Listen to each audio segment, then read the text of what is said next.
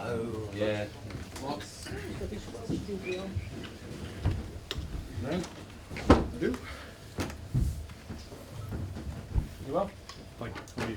Good, thank you.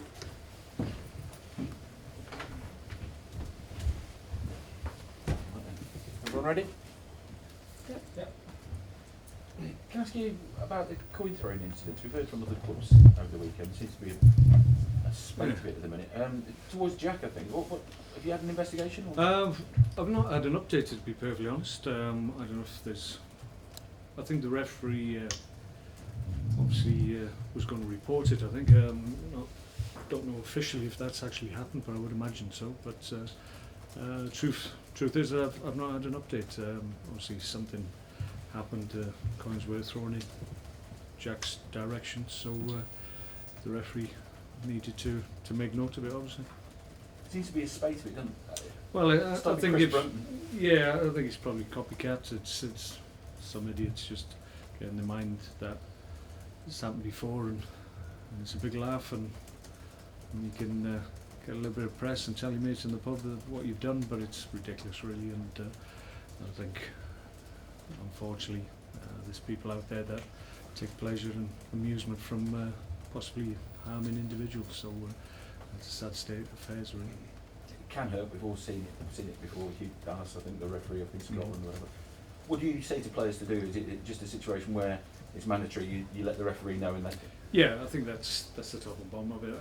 As I said, I mean, it's only in recent weeks that it's become prevalent, and it's not something that's raised its head for many years. It has happened in the past. I mean, I've been a victim of it myself when I was a player, but so it's always been there. But like I say, I just think it's a spate of copycat individuals who think it's intelligent to start throwing coins around. We hear you're going to cheer Jack up with a healthy new contract. Is that close? Is it true? Well, there was obviously talk a week or so ago about that. I wouldn't be averse to it from my point of view. Obviously, Jack's just signed a long-term deal, but obviously that was just prior to the situation that we had with Asmi in terms of what his future held, and at that point Jack wasn't the confirmed number one, which he obviously is now. So circumstances have changed somewhat, so I think that's the thinking behind looking and revisiting the contract situation again. Would Jack be putting himself in a position to be one of the best paid goalkeepers in the Premier League? Because I have no idea. I don't know. I'm sure his agents and his advisors will hope that's the case, but I'm not privy to those details. Do you think he is one of the best goalkeepers in the Premier League now? Yeah. Chief Executive won't thank me for saying that, because it makes this negotiation more difficult. But I think he's shown over the games he's played this season. It's still early days for Jack. He hasn't had a period where his form's plateaued or whatever, and that can happen with younger keepers. So he's very mindful of that. But I've said in the past, I just think his manner and his personality is very calm, and I think those periods will be few and far between. Just made his new deal better, I think, didn't you? Quite possibly. What about other people signing contracts? Like, I know Marco's been talked about, but is that any closer? No, it's still where it is. It's difficult to get everybody in the same room at the same time. His advisors are based in Europe, and it takes a while to get all the diaries synced up and everybody in the same place at the right time. So after one meeting concludes, then it takes a little bit while to arrange the next one. So I think we're just in between meetings at the moment. And looking at injuries, who's in, who's out? Is Ryan back? No, Ryan's very, very close. He's not available tomorrow, unfortunately. Mark Muniesa is likely to be available. Jeff Cameron came through the game up to a point, but he was a little bit sore after the game, as you would imagine, 6 weeks out and playing 90. Played very well, but obviously a little bit sore in the area of the injury, but we're hoping that's going to settle down in the next 24 hours. For Bardsley, he's just got a little bit of problem with his calf, which will be scanned, and we're hopeful that's just tiredness, and it's nothing of any significance because we can't really afford to lose any more defenders. As you go into this game against Newcastle, I think if you ask a lot of football fans what sort of season Stoke have had, not just Stoke fans, I mean, they'd probably say an average season, but then you look at the table, you've got Liverpool, and you're sat in 8th, so... We can't do anything about perception. We've struggled with perception on many levels for a long time, so our view is we're very much on track. And you look, last year we had a record-breaking season in terms of points accrued, and we're banged on track at the same level, so we can't be doing that bad. We can't be that average. You know Steve McLaren at all? Have you crossed? Yeah, I've come across many times, Steve. Yeah. Sorry? Keep going. I think it's Jack's agent. Chief executive. So, in what respect? Coaching courses or as managers? Yeah, over the years. When he was at United, came across him a number of times, and as I said, when he was presenting at FA courses, been in his company, obviously after games as well over the years, many times. How do you assess what he's done with Newcastle? Because it was a difficult job to take on. It always seems to be a difficult job. I mean, it's in terms of on the outside looking in, you look at the stadium and you look at the fans and the fan base that they have and the passion that they always show, and it's one of the big jobs in the Premier League. I think everybody accepts that, but for whatever reason, it always seems to be a little bit of a noise surrounding the whole situation there, whether or not it be what's happening off the pitch with the ownership of the club, or fans being a little bit disenfranchised, or results on the pitch, and for whatever reason it never seems to be calm and settled, and if you can get that, then it allows you to do your work maybe a little bit under the radar and get on with it, and results come as a consequence of that. So I can understand why at times for Steve it's a difficult job. It has been for other managers as well. Start with saying, are you pleased with your team's current form at the moment? Because you had a bit of a rough patch where you lost 3 games and obviously went out of the League Cup, but actually now you got back-to-back wins and right back up there in the top half of the table. Well, yeah, we last 6 games we won 3 and lost 3.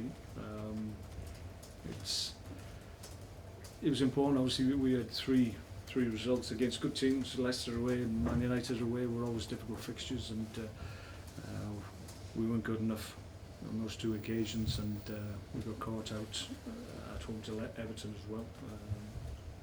We didn't deserve to win that game either. So there was a few questions asked from outside the group and within at that point, because you get to this stage of the season, people question whether or not you're taking your eye off the ball, you're looking to beaches or whatever, which is ridiculous as far as we're concerned. So we turned that around very, very quickly, and we're not prepared to have that levelled at us. There's a lot to achieve, as we know, and I've just mentioned we were very much on track to equal, if not better, last year's record-breaking total. So we're very much in the mix in terms of our targets at the beginning of the season. So there's no one here in and around the football team or squad thinking that we're just going to taper off, because we don't do that. We don't do that here. If results go your way over the next couple of days, you could potentially be 5 points off the Champions League spot. Is that a realistic goal, do you think, for the club still this season? We'll just keep going and see how far we can get. We've got big fixtures coming up, most notably against Newcastle tomorrow night. It's a key one from our point of view. If we can win against Newcastle, that's 3 wins in a row, and at any stage of the season, but more importantly at this stage of the season, if you can gain momentum from back-to-back wins, that really will kick you on to the conclusion of the season. So that's what we're hoping, and if we can keep that momentum from now to the end of the year, then we'll do very well. So it's just important just we keep our focus, and we got back on track, which was the important thing, and now we've done that, we intend to be really strong from now to the end of the season. Considering the pedigree of players that you've got at the club now, is that really where you're sort of aiming to be towards, the top half, you know? Well, yeah, I mean, we want to be consistently a team that's at the top end of the table. When I got the job, I said I wanted us to be a team that was consistently in the top 10 of the Premier League, which is no mean feat. We've done it for 2 seasons running. We'd like to think we've got the capability to do it again. It's getting harder every year because everybody's investing, everybody's bringing top players to the league, and that means You have to say that the middle group of all the groups in the Premier League has arguably got to become more adept and more capable. So that makes, obviously, from our own point of view, being a team within that group, it's always a challenge to try and be towards the top end of that middle group if we can, and if you are, then you're likely to be top end of the Premier League as well. I know you mentioned to Pete a moment ago about the tough job Steve McLaren's got at Newcastle. They're obviously fighting for their lives at the moment. Are you surprised at the position that they're in? Well, I think when you remind yourself about the playing staff that they have, and you look at the quality that they have, they've had a big investment as well in terms of bringing new players. They invested again in January, so on paper, obviously they've had injuries and key players have been out at times, and that's hampered them, as injuries always hamper you, ourselves included. But on paper, they look a really accomplished group of players. For whatever reason, this year they've struggled to get results on the board, and that can happen. I'm not privy to the group and how the dynamic of the group is, but it just seems, in terms of talent and what they have available, if everybody's fit, it looks a really strong Premier League squad. But they've just had their trials and tribulations a little bit, and they find themselves in a position they probably thought they wouldn't be this year. But from my point of view, having looked and reacquainted myself with the squad prior to the game, I think they've got more than enough to get away from the situation they're in, because they've got good players now. And they invested quite well in January, bringing players such as Andrews Townsend. It's never easy playing teams in the bottom three, so it'll be a tough game. I mean, it wasn't easy at the weekend. Everybody assumed we would just roll Aston Villa over, and they're not going to come and make it easy for you. They have circumstances that they have to try and turn round, and for 45, 50 minutes, Aston Villa were very much in the game. But in the end, thankfully, our credit came through and we were able to take the game away from them. It'd be a similar story, I'm sure, that Newcastle come here with the intention of making it really difficult for us to get a positive result. Their away form hasn't been great, but that's something I'm sure Steve's been working on for a long time to try and address. And obviously they've had a break since the last time I played. I think something like 18 days, if I'm correct. So that might be a help or a hindrance. Depends whether or not they start slowly or they can hit the ground running, refreshed and ready to go. Mark, you just touched on their investment that they've spent. Other teams have invested, say like Watford, heavily at the start of the season and brought in some other players. Does that show how careful you have to be with investing in players and what players you get in this league? Yeah, I mean, every time you go in the market, it's there's a potential risk. There's no guarantees. You have to do your homework, you have to do your due diligence on players, you have to hopefully tick as many boxes as you can in terms of recruitment and trying to get an understanding and talk to people about character and ability and what you actually see with your own eyes. So it can be difficult. You can still make mistakes even if you've done all that. So irrespective of the amount that you pay, you can't make mistakes. It doesn't matter that you spend more than most.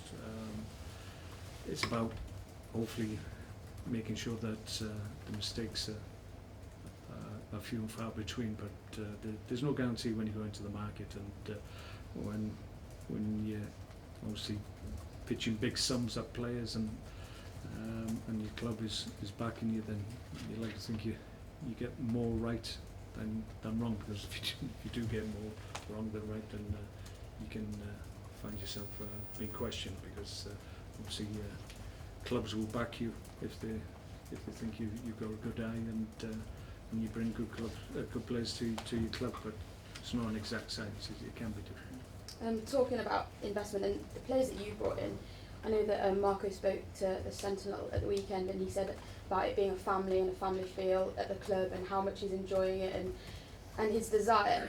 I mean, it's taken him maybe a little while to get going, but is it impressed with the desire he's shown this season? No, I think he's had a good season. Obviously, the one facet of his game that was lacking really in the 2 seasons prior to this one was the fact he wasn't scoring enough goals for his ability, to be perfectly honest, because when you look at him as a player, the strength and power and pace that he has, we all felt that he needed to score more goals.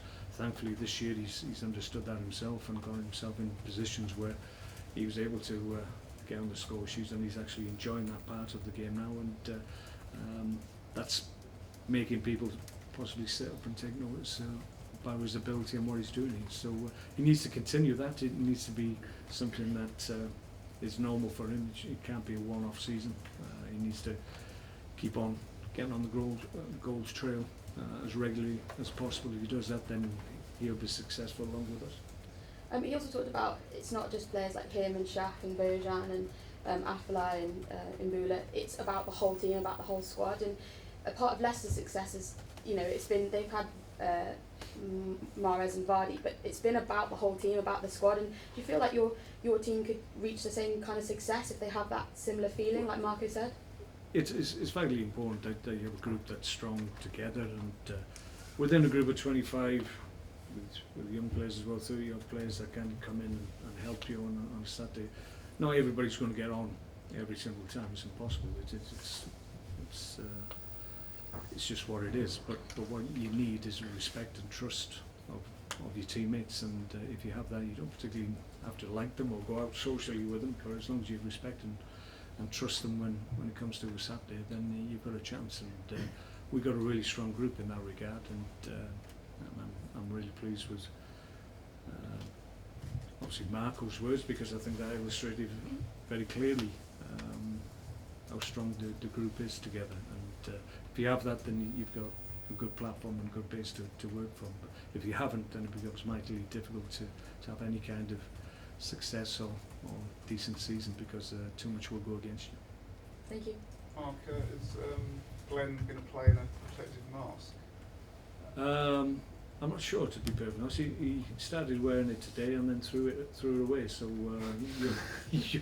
your guess is as good as mine. I don't know at this point. Knowing Glenn, I think he'll probably just get on with it. Yeah. But, he might be advised initially to start with it, but if he doesn't like it, he'll go his own way, as he always does. I was just wondering how the likes of Glenn Johnson, Charlie Adam, how they get on. Charlie's back training. Probably needs a little bit more with the group. I mean, different circumstances with Jeff needs must, and we needed to get Jeff back involved at the weekend, but that was probably a little bit quicker than we normally would do with the players coming back from injury, whereas Charlie we can afford just to give a little bit more time, give him a little bit more training time before we start to reintroduce him. But he's back training with the group. He'll be training with us all week, and then with a view to getting back involved. Glenn Johnson still 2 or 3 weeks away from joining the group, isn't he? Yeah. Okay. Thanks, guys. Colaccini's out. Colaccini's out. And happy St David's Day as well. Adam Benbeck. No, just Shelby's Yeah, I got captain. all right. Okay. What website's that? Anything else, ring me. Attached to the young man.